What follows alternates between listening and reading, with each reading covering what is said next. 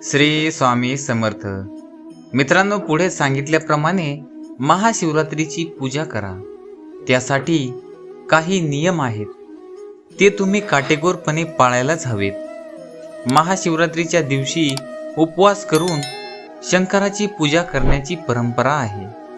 भगवान शिवाला प्रसन्न करण्यासाठी आणि उपवास ठेवण्यासाठी अनेक महत्त्वाचे नियम आहेत, ज्याचे पालन करणे आवश्यक आहे.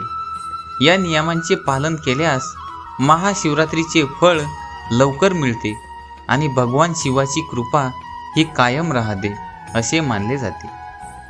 काशीचे ज्योतिषी चक्रपाणी भट्ट यांच्याकडून महाशिवरात्रीचे व्रत आणि उपासनेचे महत्त्वाचे नियम जाणून घेऊ.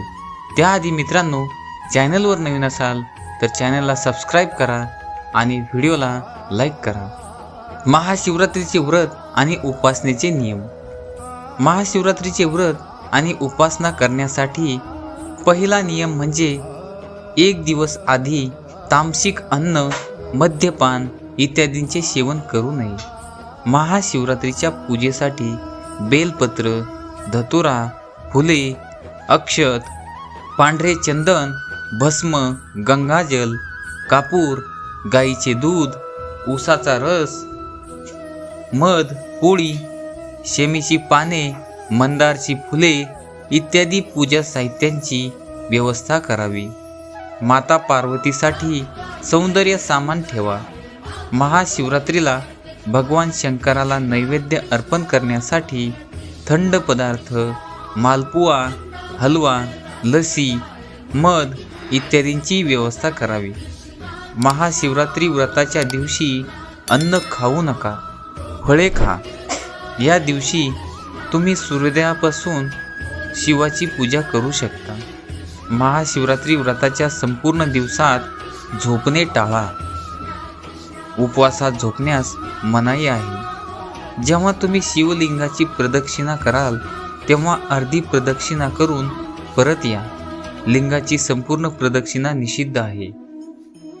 महाशिवरात्रीच्या पूजेमध्ये तुळस, हळद, शंख, नारळ, केवड्याचे फूल इत्यादींचा वापर करू नये. हे पूजेमध्ये निषिद्ध मानले जाते.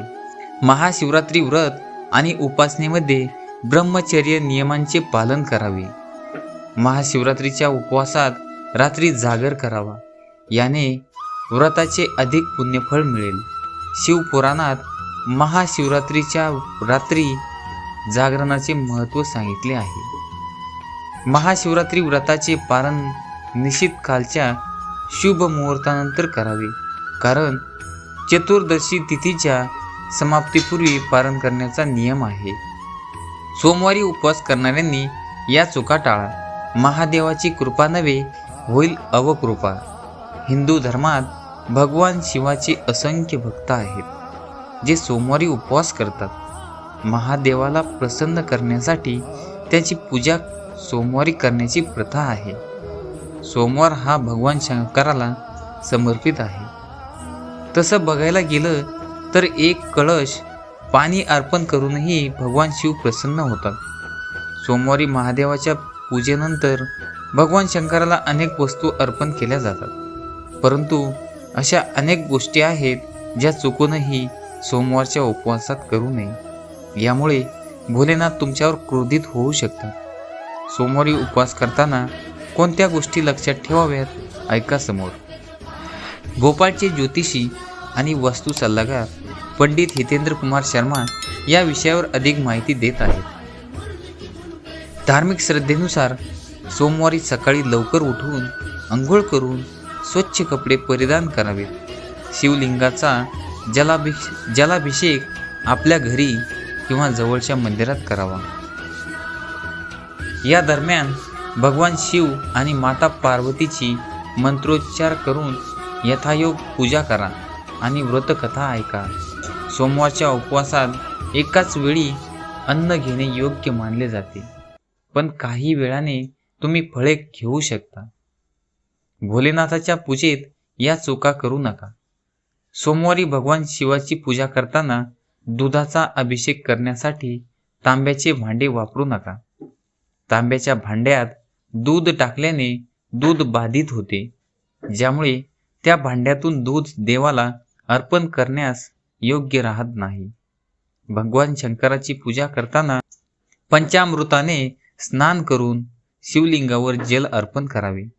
शेवटी शिवलिंगावर जल अर्पण केल्यावरच तुम्ही केलेला जलाभिषेक पूर्ण मानला जाईल.